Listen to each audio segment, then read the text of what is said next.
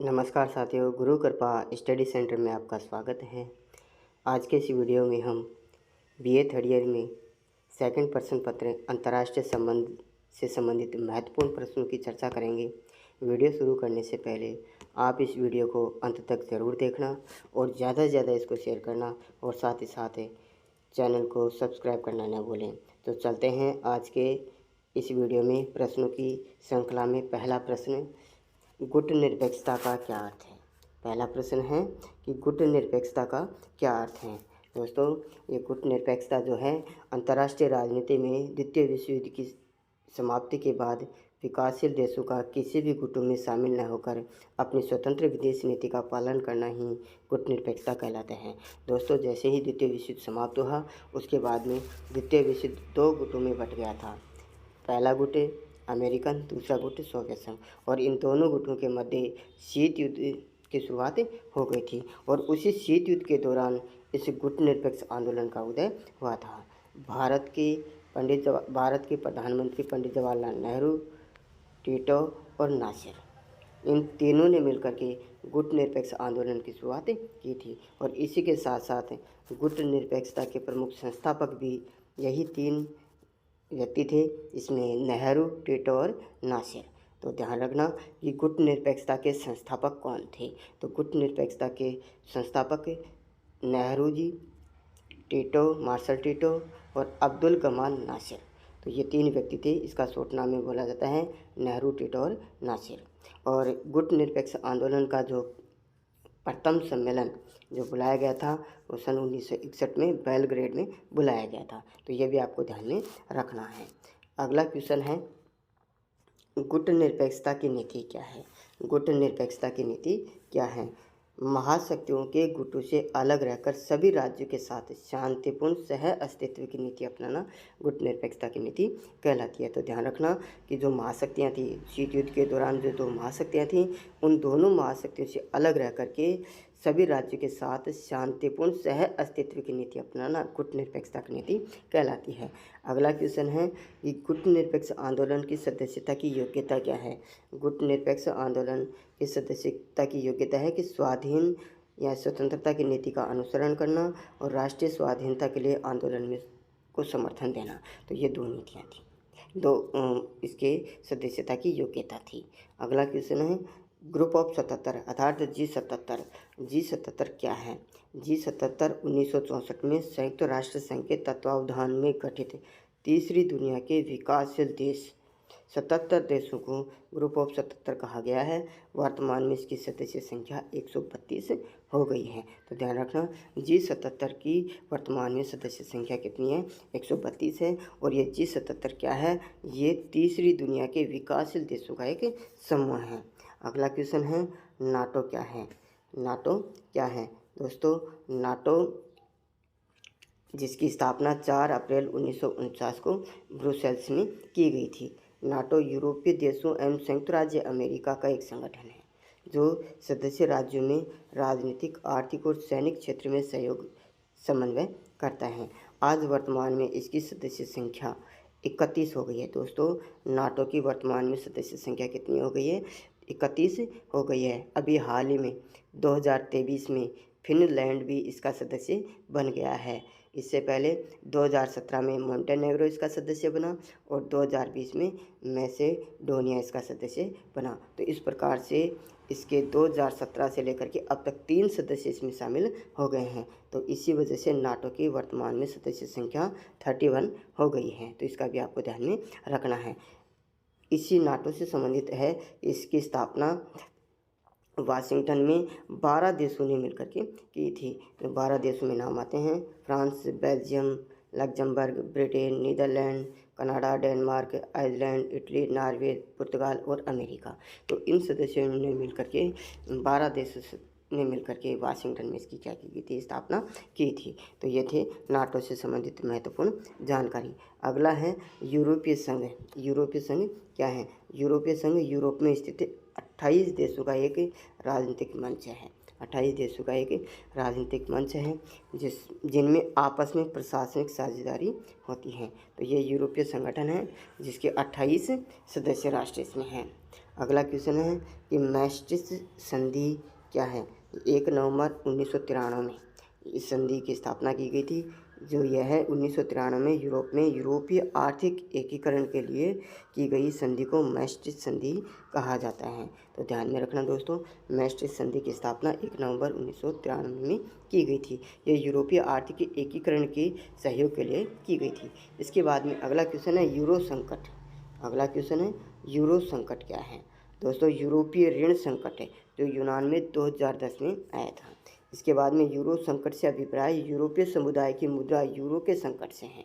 यूरोपीय समुदाय की मुद्रा जो यूरो के संकट से हैं और जो यूनान में जून 2015 में यूनान जो था जून 2015 में क्या हो गया था, दिवालिया हो गया था। तो ये भी ध्यान में रखना है कि यूरोप की जो मुद्रा है वो क्या है, यूरो है।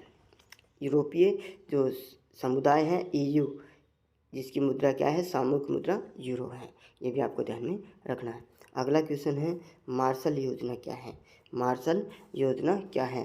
दोस्तों शीत युद्ध के दौरान दोनों महाशक्तियों ने एक दूसरे के प्रति आर्थिक सहायता के लिए जो नीति अपनाई गई थी उनमें से अमेरिका के द्वारा साम्यवाद के प्रसार को रोकने के लिए एक नीति का प्रयोग किया गया, उसका नाम है मार्शल योजना। इसमें यूरोपीय राज्यों को 1948 में साम्यवाद से बचाने के लिए जिस अमेरिकन योजना के तहत आर्थिक सहायता दी गई उसे मार्शल योजना कहा जाता है। तो ये मार्शल के द्वारा, अमेरिकन राष्ट्रपति मार्शल के द्वारा साम्यवाद, यूरोपीय राज्यों को साम्यवाद से बचाने के लिए आर्थिक सहायता दी गई थी, उसी को मार्शल योजना कहा जाता है। और ये मार्शल योजना 1948 में शुरुआत की गई थी। अगला इसी के समानार्थी हैं ट्रूमैन सिद्धांत। अमेरिकन राष्ट्रपति ट्रूमैन के द्वारा 1947 में यूनान, तुर्की और ईरान आदि देशों को साम्यवादी बनने से बचाने के लिए राष्ट्रपति ट्रूमैन द्वारा आर्थिक सहायता देने की जो नीति अपनाई गई उसी को ट्रूमैन सिद्धांत कहा जाता है। तो इसको भी आपको ध्यान में रखना है। अगला क्वेश्चन है युआन राजनय क्या है। युआन राजनय चीनी गणराज्य की स्थापना 1 नवंबर 1949 में की गई थी। चीन द्वारा अपनी मुद्रा युआन के रूप में दूसरे देशों को प्रचुर मात्रा में आर्थिक सहायता देना युआन राजनय कहलाता है। अर्थात इसका मतलब है कि चीन के द्वारा दूसरे देशों को प्रचुर मात्रा में आर्थिक सहायता देना युआन राजनय कहलाता है। तो ये चीन की मुद्रा का नाम है युआन, और ये युआन दूसरे देशों को जो आर्थिक सहायता के रूप में दी जा रही थी उसी को युआन राजनय कहा गया था। और इसकी स्थापना, इसकी शुरुआत कब की गई थी, 1 नवंबर 1949 को की गई थी, 1950 को की गई थी। तो ये भी ध्यान में रखना। अब इसके बाद में आता है चीन की तिब्बत नीति क्या है। चीन की तिब्बत नीति, चीन तिब्बत पर अपना अधिकार बताता है और उसने तिब्बत को अपने राज्य का अंग घोषित किया है। तो यही थी चीन की तिब्बत नीति। इसके बाद में अगला क्वेश्चन है हॉटलाइन क्या है। हॉटलाइन दो देशों के बीच टेलीफोन तथा रेडियो द्वारा संपर्क का साधन है। दो देशों के बीच टेलीफोन तथा रेडियो द्वारा संपर्क का साधन हॉटलाइन कहलाता है। अगला है ब्रेजनेव सिद्धांत। ब्रेजनेव सिद्धांत क्या है। इस सिद्धांत के अनुसार किसी भी साम्यवादी राष्ट्र पर हमला सोवियत संघ पर हमला माना जाएगा। इस सिद्धांत के आधार, ये ब्रेजनेव सिद्धांत, ये मानते हैं ब्रेजनेव वो साम्यवादी नेता था। इसने क्या कहा है कि इस सिद्धांत के आधार पर अगर किसी भी साम्यवादी राष्ट्र पर कोई भी हमला करता है तो सामूहिक रूप से सोवियत संघ पर हमला माना जाएगा। तो ये था इसका सिद्धांत। इसके बाद में आता है सीटीबीटी। सीटीबीटी क्या है। सीटीबीटी की स्थापना 24 सितंबर 1996 में की गई थी। प्रारंभ में इसके 178 देश थे जिन्होंने मिलकर के इसकी शुरुआत की गई थी। इसका पूरा नाम है व्यापक परिरक्षण प्रतिबद्ध संधि। परमाणु परीक्षणों पर प्रतिबंध लगाने के उद्देश्य से संयुक्त राष्ट्र संघ की महासभा में लाई गई संधि है। व्यापक परिरक्षणों पर प्रतिबंध लगाने के उद्देश्य से संयुक्त यानी कि यूएनओ में की जो महासभा थी उसमें इसकी शुरुआत की गई थी। तो 24 दिसंबर 1996 में इसकी शुरुआत की गई थी। तो ध्यान रखना, इसका पूरा नाम है व्यापक परिरक्षण प्रतिबंध संधि। अगला क्वेश्चन है स्टार्ट सेकंड जिसका पूरा नाम है सामरिक अस्त्र कटौती वार्ता। सामरिक अस्त्र कटौती वार्ता। इसकी शुरुआत हुई थी 3 जनवरी 1993 को अमेरिकी राष्ट्रपति जॉर्ज बुश और रूसी राष्ट्रपति येल्सिन के मध्य मॉस्को में स्टार्ट सेकंड, यानी कि स्टार्ट सेकंड किन 2 देशों के मध्य हुए, तो वो है साम्यवादी रूस और अमेरिका के मध्य इसकी शुरुआत ये संधि हुई थी। प्रथम जो हुई थी वो 1982 में और सेकंड 1991 में। प्रथम जो हुई थी वो 1982 से लेकर के 1991 तक रही थी और इसके बाद में 3 जनवरी 1993 को ये संधि हुई थी। अगला क्वेश्चन है साल्ट प्रथम व द्वितीय अमेरिका व सोवियत संघ के मध्य हुआ था, ये ध्यान रखना। इस भी एक संधि है। सामरिक शस्त्रास्त्र परिसीमन वार्ता, परमाणु हथियारों की प्रतिस्पर्धा पर रोक लगाना। इसका उद्देश्य था परमाणु हथियारों की प्रतिस्पर्धा पर, यानी कि प्रतिस्पर्धा का मतलब होड़ के ऊपर रोक लगाना था। साल्ट प्रथम जो मई 1972 में और समाप्त हुई अक्टूबर 1977 में। उसके बाद में साल्ट द्वितीय 2 जून 1979 में वियना में हुई थी। तो ये थे साल्ट प्रथम और साल्ट द्वितीय। जो संधि हुई थी वो अमेरिका और सोवियत संघ के मध्य हुई थी। 2 हुई थी, प्रथम और द्वितीय। प्रथम हुई जो 1972 में हुई और समाप्त कब हुई 1977 में, और द्वितीय हुई जून 1979 में वियना में हुई थी। अगला है नाफ्टा क्या है। नाफ्टा का पूरा नाम है उत्तर अमेरिकी मुक्त व्यापार संगठन, यानी कि north American free trade area. ये 3 सदस्य देशों ने मिलकर के हुई, अमेरिका, मैक्सिको और कनाडा। और कब हुई 1 जनवरी 1994 में हुई। अब अगला क्वेश्चन है आणविक अप्रसार संधि। आणविक अप्रसार संधि कब हुई?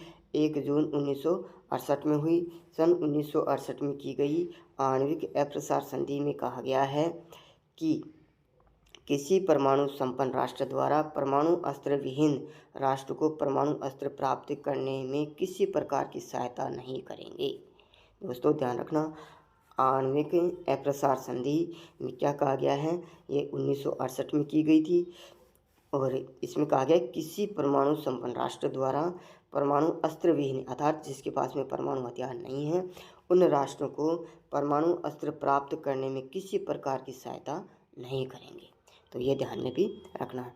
अगला क्वेश्चन है अंतर्राष्ट्रीय आतंकवाद। अंतर्राष्ट्रीय आतंकवाद, जब आतंकवादी विश्व के विभिन्न देशों में संगठित होकर अपने उद्देश्य की पूर्ति के लिए सार्वजनिक हिंसा व अन्य आतंकी कार्यवाहियाँ करते हैं तो उसे अंतर्राष्ट्रीय आतंकवाद कहा जाता है। तो ध्यान रखना इसको भी।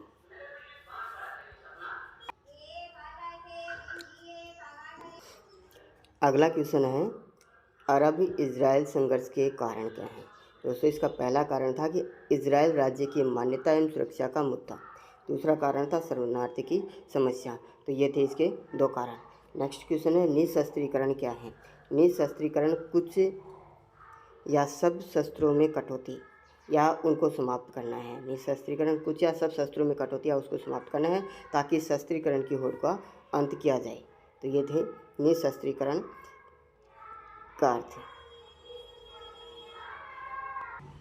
अगला क्वेश्चन है दोस्तों हमास क्या है। हमास क्या है? यह इजराइल और फिलिस्तीन के बीच शांति वार्ताओं का उग्रवादी कट्टरपंथी मुसलमानों का एक समुदाय है। इसका पूरा नाम है हरकत अल मुकावामा अल इस्लामिया। हरकत अल मुकावामा अल इस्लामिया इसका पूरा नाम है। हमास का पूरा नाम है हरकत अल मुकावामा अल इस्लामिया और इसका उद्देश्य है इस्लामिक प्रतिरोध आंदोलन, जिसकी शुरुआत की गई थी 1987 में। इजरायली प्रशासन के स्थान पर इस्लामिक शासन की स्थापना करना था इसका मुख्य उद्देश्य था। तो दोस्तों ये था हमास क्या है। हमास की स्थापना 1987 में की गई और ये कैसा एक संगठन है और इसका उद्देश्य क्या था। अगला क्वेश्चन है ओपेक क्या है। ओपेक क्या है? दोस्तों ओपेक एक 12 देशों का संगठन है जिसकी शुरुआत की गई थी 10 से 14 सितंबर 1960 के बीच। ओपेक एक पेट्रोलियम निर्यातक देशों का संगठन है। ओपेक एक पेट्रोलियम निर्यातक देशों का एक संगठन है। इसका पूरा नाम है organisation of petroleum exporting countries. Organisation of petroleum exporting countries इसका पूरा नाम है। तो ये भी आपको ध्यान में रखना है। और इसके जो सदस्य थे, इसके जो सदस्य राष्ट्र कौन से थे? अल्जीरिया है, अंगोला है, इक्वाडोर है, ईरान, कुवैत, सऊदी अरब, संयुक्त अरब अमीरात, कतर, नाइजीरिया, लीबिया और वेनेजुएला। प्रभावी हुआ ये 1 जनवरी 1961 में। इसका मुख्यालय है वियना में। तो ये भी आपको ध्यान में रखना है। ये सारी चीज़ें हैं, ये ओपेक से जुड़ी हुई चीज़ें हैं। अगला क्वेश्चन है operation desert storm. Operation desert storm क्या है? ये किसके नेतृत्व में किया गया, ठीक है ना? और ये कब किया गया और इसका नाम क्या रखा गया? अमेरिका के नेतृत्व में बहुराष्ट्रीय सेनाओं द्वारा, ध्यान रखना, अमेरिका के नेतृत्व में बहुराष्ट्रीय सेनाओं के द्वारा 1991 में इराक के विरुद्ध छेड़ा गया एक सैनिक अभियान है। इराक के विरुद्ध छेड़ा गया सैनिक अभियान है, जिसको क्या कहा गया है? ऑपरेशन डेजर्ट स्टार्म कहा गया है। ध्यान रखना, ऑपरेशन डेजर्ट स्टार्म अमेरिका के द्वारा 1991 में किया गया। और ये किसके विरुद्ध छेड़ा गया है अभियान है? इराक के विरुद्ध छेड़ा गया अभियान है। नेक्स्ट क्वेश्चन है कि खाड़ी युद्ध ऑपरेशन इराकी फ्रीडम 20 मार्च 2003 को अमेरिका के द्वारा इराकी राष्ट्रपति सद्दाम हुसैन को सत्ता से हटाने के उद्देश्य से इराक पर किए गए हमले को खाड़ी युद्ध कहा जाता है।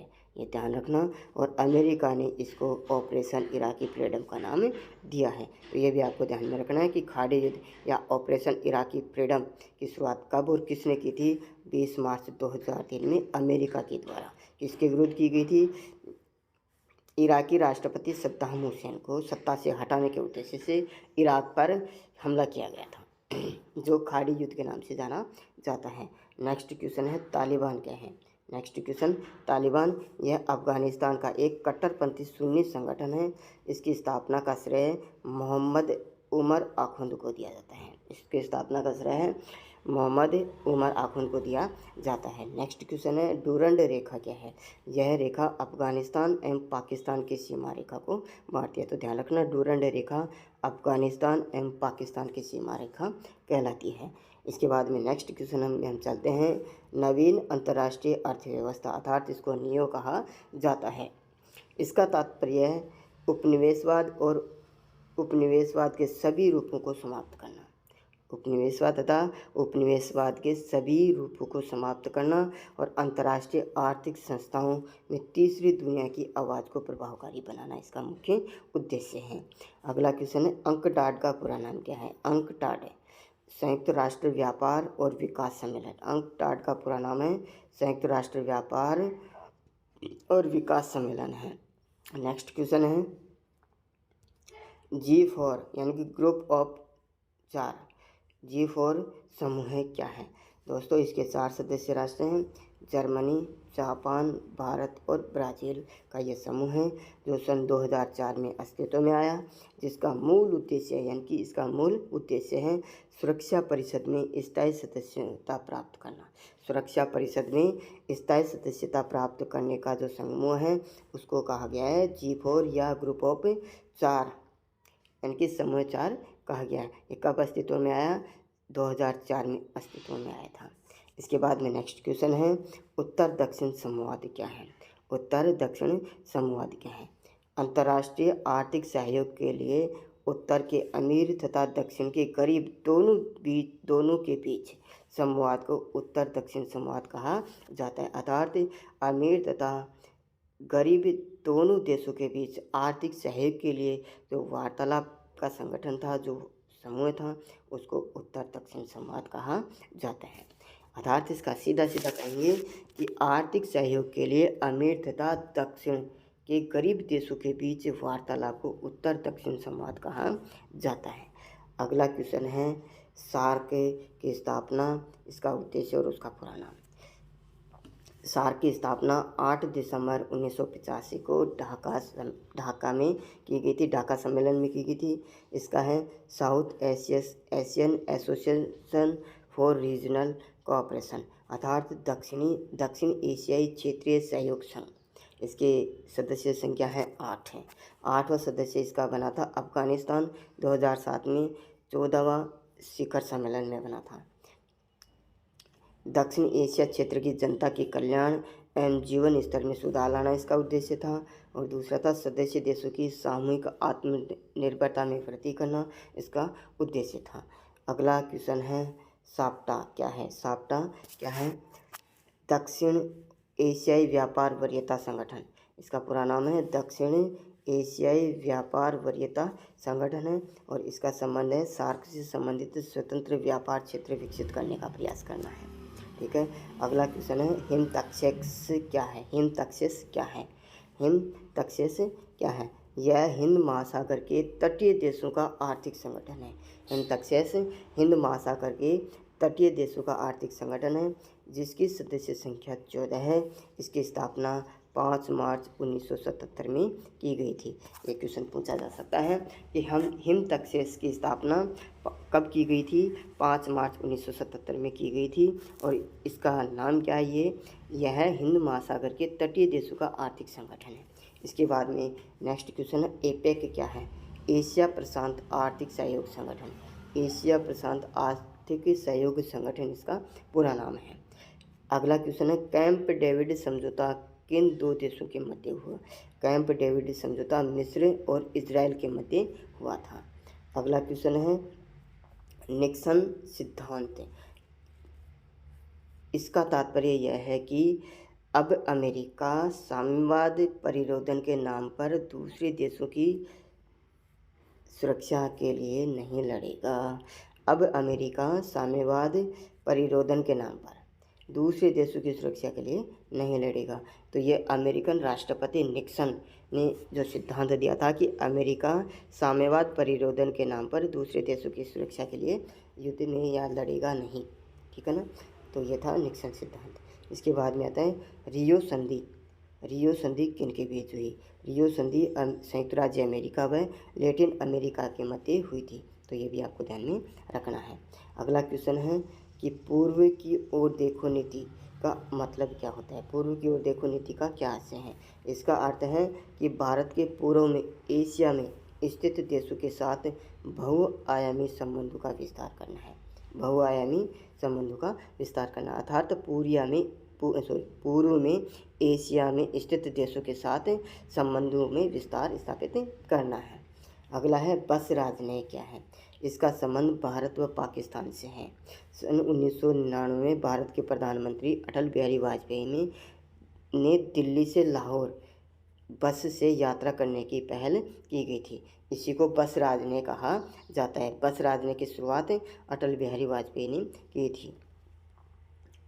अगला क्वेश्चन है क्रायोजेनिक इंजनों पर समझौता किन 2 देशों के मध्य हुआ? यह समझौता भारत और रूस के मध्य हुआ, यह ध्यान रखना है। अगला है भारत द्वारा परमाणु परीक्षण कितनी बार किए गए? कब कब किए गए? 2 बार परीक्षण किए गए हैं, 1974 व मई 1998 में। तो ये भी ध्यान में रखना है। अगला है गुजरात सिद्धांत क्या है?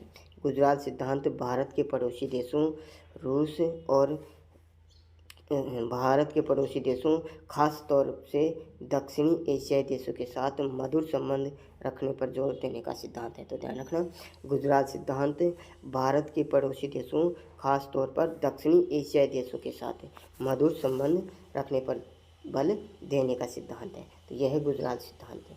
अगला क्वेश्चन है दोस्तों कि चकमा शरणार्थी की समस्या किन 2 देशों के मध्य है?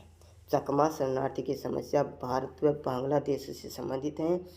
तो ये भी आपको ध्यान में रखना है। अगला क्वेश्चन है कोलंबो प्रस्ताव। कोलंबो प्रस्ताव क्या है? दिसंबर 1962 में कोलंबो प्रस्ताव द्वारा एशिया अफ्रीका के कुछ राज्यों ने भारत चीन सीमा विवाद हल करने का सुझाव दिया था। तो ये था कोलंबो प्रस्ताव। और आज के इस वीडियो में यही क्वेश्चन है, इसको आप अच्छे से पूरे कवर करके जाना है और इस वीडियो को ज़्यादा से ज़्यादा शेयर करना है और साथ ही साथ चैनल को भी सब्सक्राइब ज़रूर करना है। और मिलते हैं हम अगले प्रश्नों की श्रृंखला में नेक्स्ट वीडियो के साथ। धन्यवाद।